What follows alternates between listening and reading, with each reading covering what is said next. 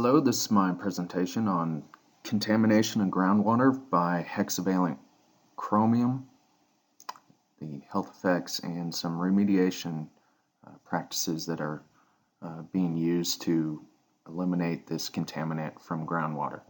This is for University of Idaho Environmental Science 546. Today we're going to talk about the hexavalent chromium and what it is, how hexavalent chromium impacts groundwater, the health effects of consuming elevated levels of hexchrome, some hexchrome sites here in West Texas, just give a brief overview of the status of these Superfund sites and how they're being remediated and how they were discovered. And then we'll talk about some remediation methods. So chromium is a heavy metal found in nature. It's found in rocks, animals, plants, soil, volcanic dust, and gases.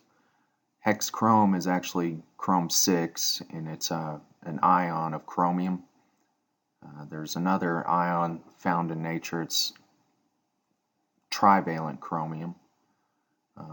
But for hexchrome, there's been many uses in the different industries. Most notably is chrome plating, dyes and pigments, leather tanning, and wood preservation. But the chrome Superfund sites throughout the country, the majority of the time it's due to poor practices in the chrome plating industry.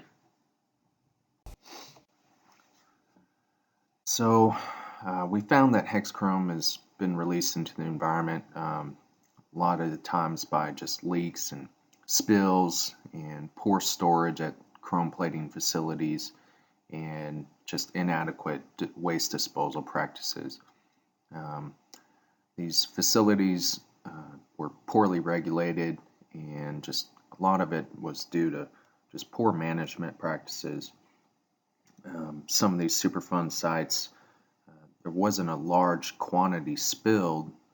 Hexchrome is extremely soluble, and so it doesn't take much to impact the groundwater. Some sites it's believed to have been just a couple barrels, so 84 gallons or so. So you have just a extremely soluble material. It's managed improperly. There's some spills or leaks, and they just believed to not be such a big deal, but due to the chemical itself, it easily gets into the groundwater, and then from there just moves very easily throughout the aquifer. Some health effects of consuming elevated levels of hexavalent chromium. There's issues with your intestinal systems, can lead to issues with your blood and liver. There's been some lab studies that have shown an increase in carcinomas of the mouth and intestinal cancer. And then if you have skin exposure, it can cause skin irritation.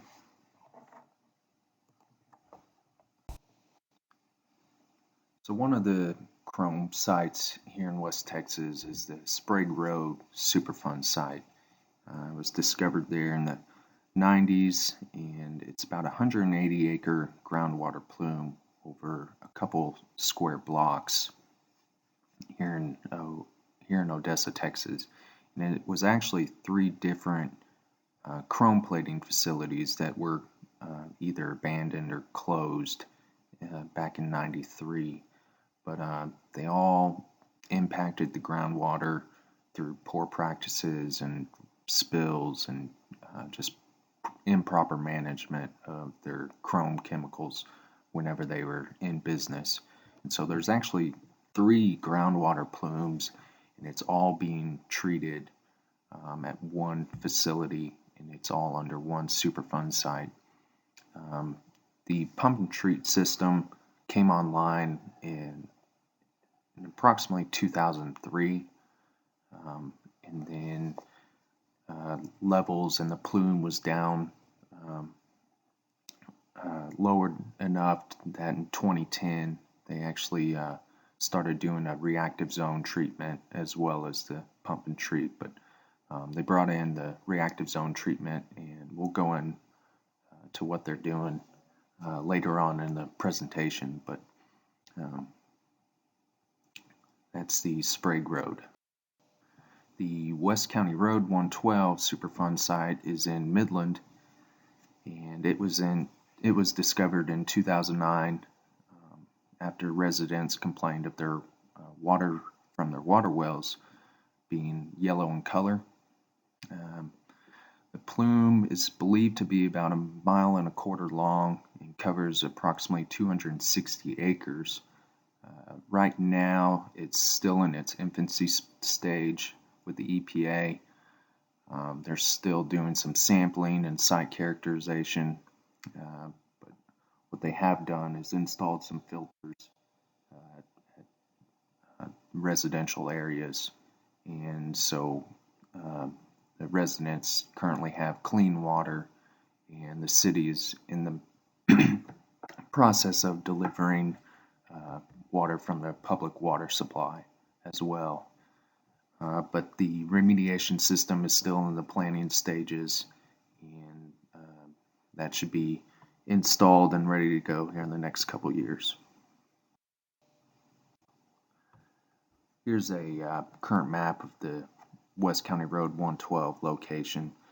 There's some monitor wells as well as some residential water wells that have been sampled, and you can see that the red dots consist of total chrome being greater than the MCL, and then you have some yellow that is less than the MCL, and then the green is non-detect. But this is just a updated map, the groundwater plume, and what they've discovered so far on characterizing the site. So the remediation methods that we're going to discuss are geochemical fixation, permeable reactive subsurface barriers, PRBs, reactive zones, electrokinetics, natural attenuation, and phytoremediation. Of course, their goal is to reach the EPA MCL of 100 parts per billion.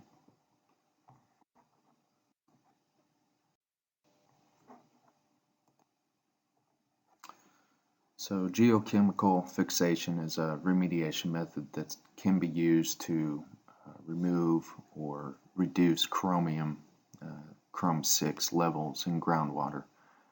So how it works is it reduces Chrom-6 in groundwater to the more stable Chrom-3 or trivalent chromium. Trivalent chromium is definitely a lot less harmful than Chrom-6. So the goal is to either remove Chrom-6 from the groundwater or at least get it reduced down to Chrom-3. So Chrom-3 is really good because it'll fix onto aquifer solids and just make it stable in the aquifer and prevent it from moving. Of course, this method just depends on the ability for the amendment that you're putting down hole or treating the water with to reduce the Chrom-6 to Chrom-3, and of course the capacity of Chrom-3 to fix onto the aquifer solid. So that's some limitations that these sites have to deal with. Total chrome levels in the aquifer, they're not reduced.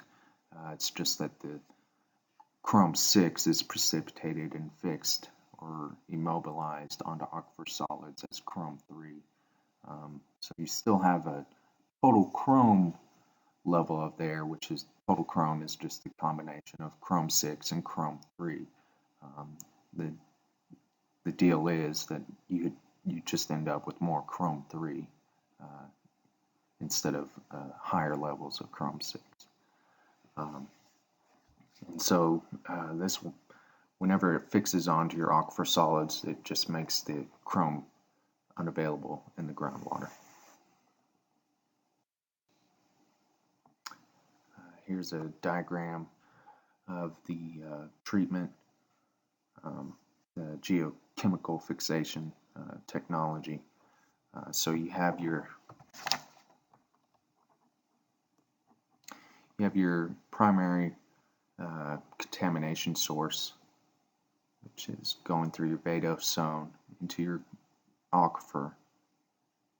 And if the aquifer is flowing this way towards your extraction wells, it'll be removed by your extraction wells, and it'll go through your treatment plant, which will push the water back and just do a big circle. After it's treated, it'll push it back down hole and eventually picking up more chrome 6 and coming back up into the treatment plant. So eventually you're taking out all the chrome 6 at your treatment plant and just slowly replacing it with chrome 3.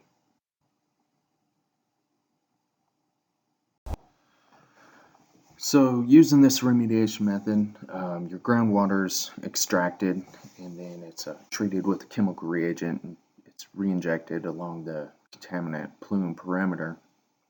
And as the treated water is directed towards the center of the plume, hopefully your chrome 6 is being reduced down to chrome 3.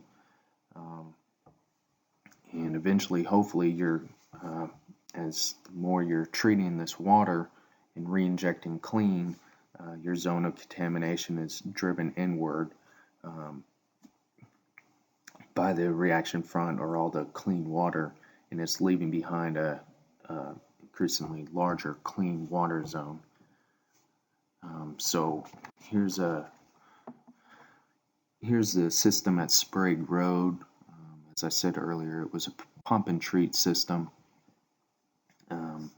It was 3 different chrome plating facilities that were within a couple blocks of each other, and it's just turned into one large Superfund site that has 3 different plumes, and they're all pumped into this main facility where the water is treated and re-injected. So here are your inlet lines coming into a large storage tank.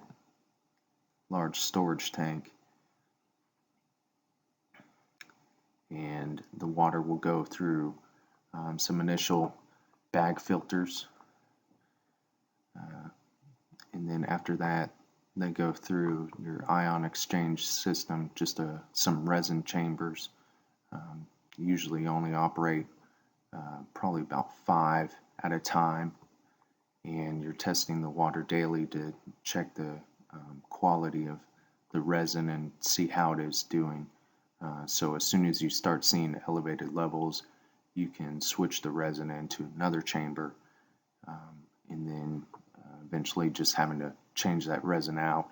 Initially, while the system's first up and running, you're of course going to have to change that resin out a lot more often because your chrome levels in your water is so high. But after a couple years, you're flushing or you're injecting a lot cleaner water, and you're reducing that plume size, so the water coming into your facility has lower levels of chromium, so your resin lasts a lot longer, reducing the maintenance costs and operating costs. So after it goes through your ion exchange system, resin chambers, it'll go back out to the field. Here's some injection pumps pumping it down to your injection wells.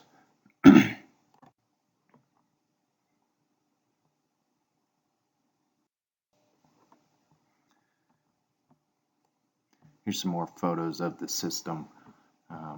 Here's your initial inlet tanks holding water as it comes in from the field, and then that water's sent through some bag filters to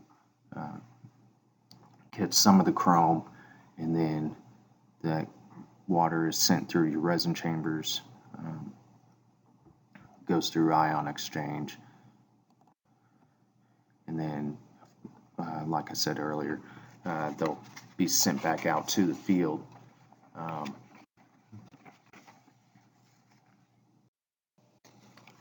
Your injection and recovery wells. Here's a well out in the field. This one is an injection well, so it is taking clean water or cleaner water and injecting it down back into the plume. And then here's a recovery well that is sending water to your system. And so the wells are required to remove contaminated groundwater for the above ground water for above ground treatment, and then to re-inject the treated and amended water into the treatment zone. So the geochemical fixation or ion exchange, it's some of the advantages. You have better hydraulic control is achieved by the re-injection of treated water around the contaminated plume, forming a rigid ridge of treated water. But some of the limitations, of course, you need regulatory approval to be re-injecting all this pumped and treated groundwater, but typically a system like this is going to be used for a Superfund site. It's very expensive and the maintenance costs are very high, and it requires a lot of wells and huge infrastructure. So it's typically just used at Superfund sites.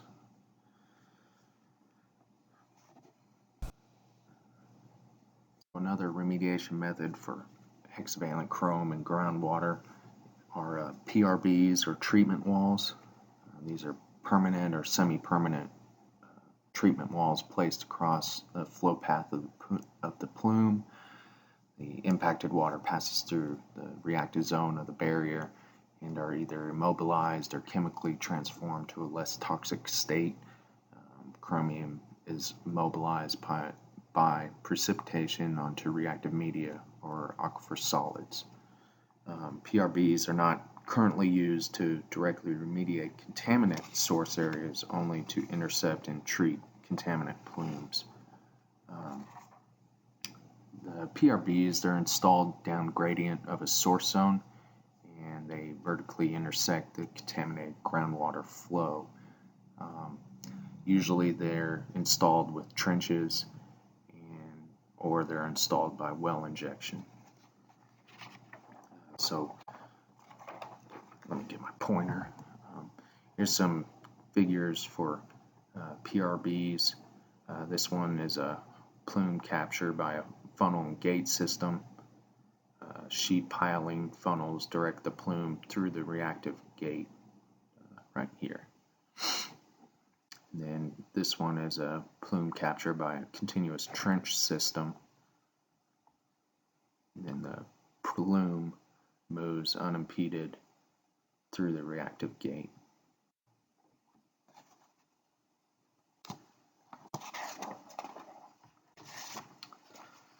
Some advantages, of course, it's an actual in situ contaminant remediation.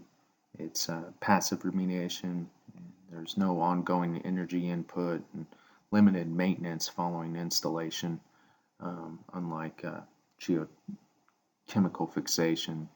Those systems, there's a lot of O&M costs. So for PRBs, there's really low maintenance and O&M costs compared to pump and treat.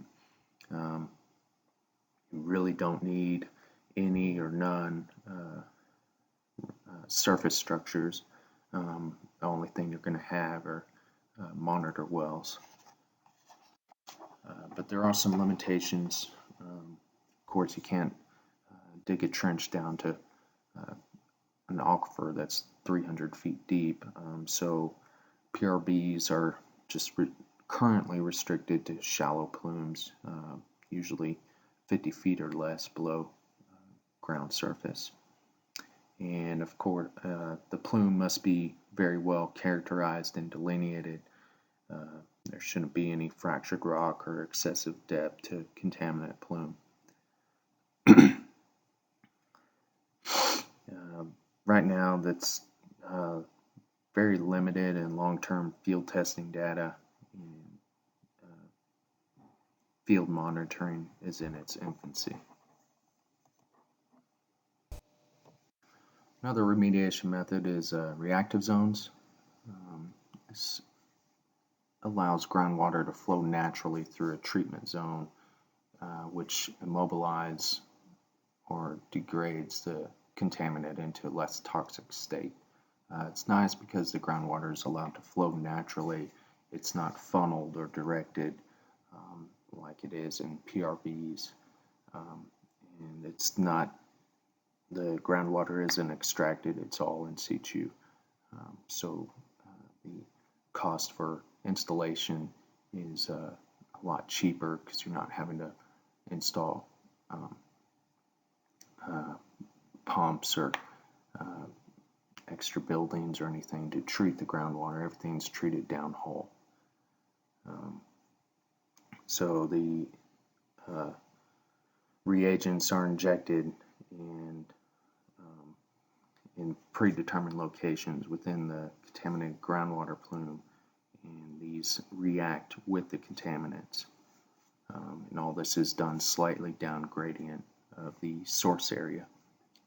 That way all the natural flow of the groundwater, of course, hits all your reactive zone, just so you have a good effective treatment. Compared to PRBs, as we talked about previously, reactive zones provide several advantages. There's no excavation of contaminated soil. Like with PRBs, you have to install the treatment wall, so that requires excavation. And with reactive zones, you're just going to be installing monitor wells or injection wells. And the installation and operation, of course, is cheaper since you're not doing any major dirt work excavation. The human exposure to hazardous materials is minimized, as well as the reactive zones are able to treat water that's a lot deeper, unlike PRBs, which can only treat groundwater plumes that are 50 feet or less. Reactive zones are able to treat impacted areas that are a lot deeper, so it's a lot more beneficial if you have a deep aquifer that's contaminated. Some of the reagent-based reactive zones that are used is for chromium, can be reduced and precipitated as chromic hydroxide by injecting ferrous sulfate solutions downhole, and that will reduce your Chrome 6 and treat your groundwater. Another treatment method is injecting carbohydrate solutions such as diluted molasses. This promotes the in situ microbial reduction of Chrome 6 to Chrome 3, which, as we talked to earlier, is a lot less harmful than Chrome 6. So how that works is the carbohydrates, which consist mostly of sucrose, are readily degraded by the heterotrophic microorganisms downhole, and this depletes all the available dissolved oxygen present and causing reducing conditions to develop. So it reduces your Chrome 6 to Chrome 3. Some advantages to reactive zones. As I talked about earlier, it eliminates the infrastructure required for a pump and treat system, and there's no disposal of water or waste, which if you're disposing of hazardous water, it can be very expensive. inexpensive installation. So like I said, you're just going to be installing wells. Of course, if you're going to very deep aquifers, that can be expensive, but it's a lot less cheaper than doing a major excavation for installing PRBs or, of course, installing pump and treat systems where you have to install all the wells and then run all your lines and build buildings, and you have all your O&M costs and your maintenance costs.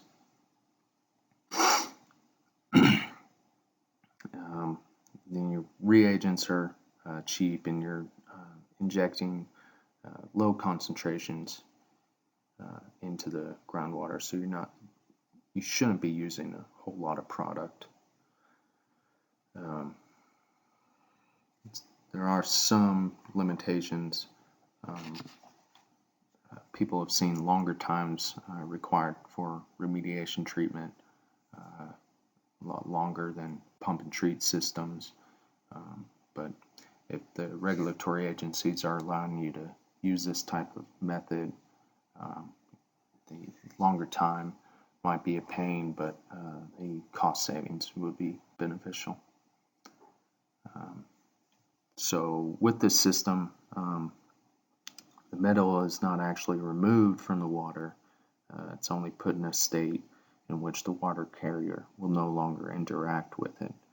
So you still have hex chrome downhole, or chrome 3, but it's groundwater is not going to react with it.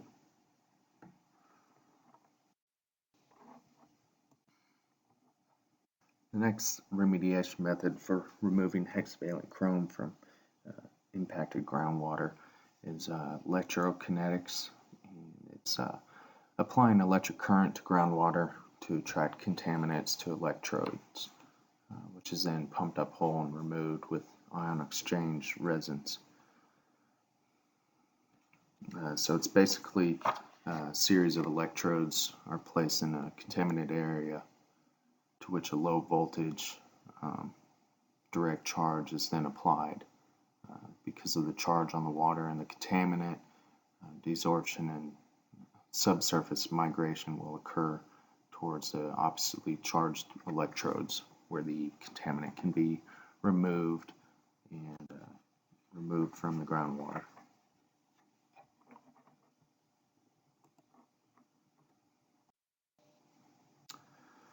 Next remediation method is natural attenuation.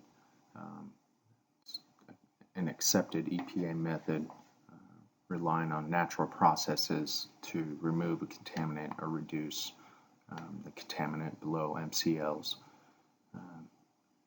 This method should be within a reasonable time frame compared to that offered by other more active methods.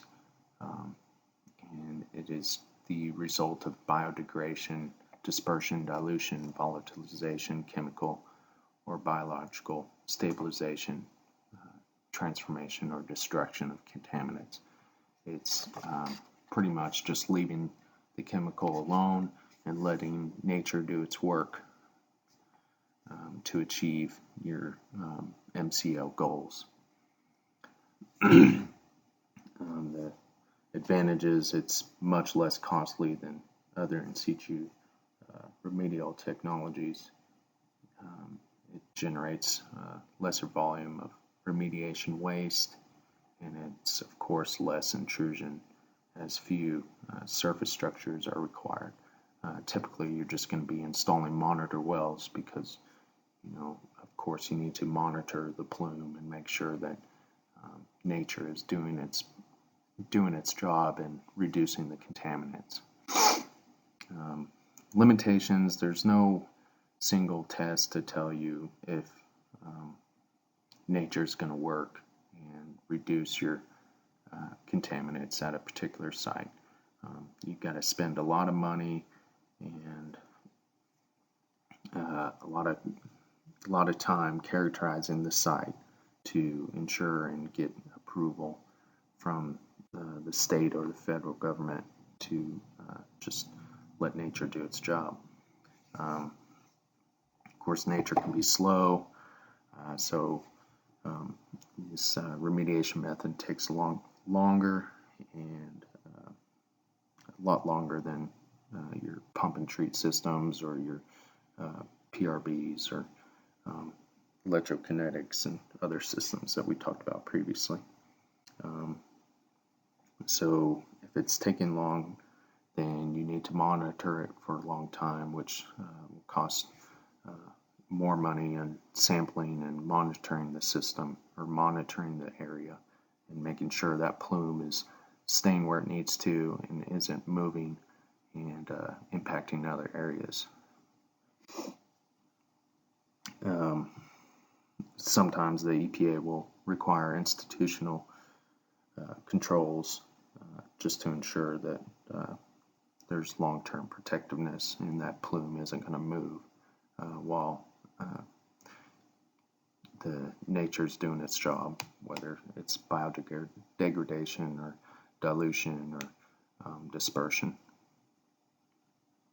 And of course, the potential exists for continued contamination, migration, and or cross-media transfer of contaminants.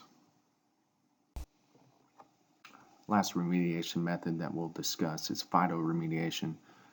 It's still in its infancy stage with Chromium-6 groundwater remediation, but it's something that we've seen used before. For example, if you have groundwater impacted by produced water from oil and gas production, phytoremediation can be used utilizing alfalfa. It's really good at absorbing the high chlorides found in produced water, and eventually the alfalfa will absorb and remove your high chlorides from your groundwater as you keep on irrigating those crops. And so they're looking to use this method in hex chrome impacted groundwater just by using the plant's natural ability to take up contaminants from soil and groundwater. They've seen plants just